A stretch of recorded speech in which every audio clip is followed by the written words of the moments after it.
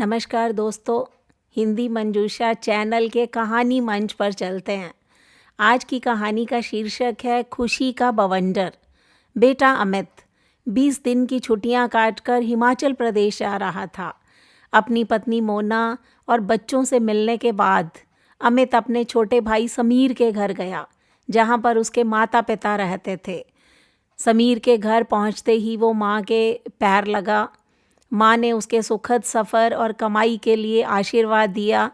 घर से बाहर आने ही वाला था कि पिता ब्रह्म प्रकाशी की खांसी की आवाज़ सुनाई दी। खांसी की आवाज़ सुनकर अमित के कदम ठहर गए। पिता से उसकी 4 साल से बोलचाल बंद थी। बंटवारे के समय पिता पुत्र में कहा सुनी हो गई थी। 4 साल हो गए, दोनों ने आपस में बात तक नहीं की। ज्यों ही अमित कमरे में पहुंचा तो पिता खटिया पर बैठे किसी सोच में गुम थे। ज्यों ही बेटे पर नज़र पड़ी तो ब्रह्म प्रकाश जी ने मुंह दूसरी तरफ घुमा लिया।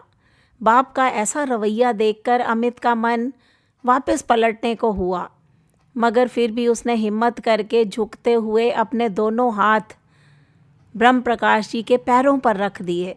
अचानक अमित को बाप के हाथों का स्पर्श अपनी पीठ पर महसूस हुआ।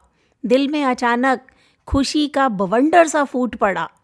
जब खुशी झलकी तो आंखों से पानी के रूप में बाहर निकल आई। बाप के पैरों पर आंसुओं की बूंद पड़ी तो बाप की सारी शिकायत एक पल में धुल गई। खड़े होकर ये कहते हुए झटके से बेटे को गले लगा लिया। इतनी अक्कड़ अच्छी नहीं होती। उसका गला रोंदा हुआ था, फिर भी हिम्मत करके बोला, बेटा तो आपका ही हूँ। अचानक बाप जैसे कमज़ोर पड़ गया और बोला, बूढ़ा हो गया हूँ, अब सहन नहीं होता। अमित जल्दी में बोला, आगे से ध्यान रखूँगा, माफ़ कर दो।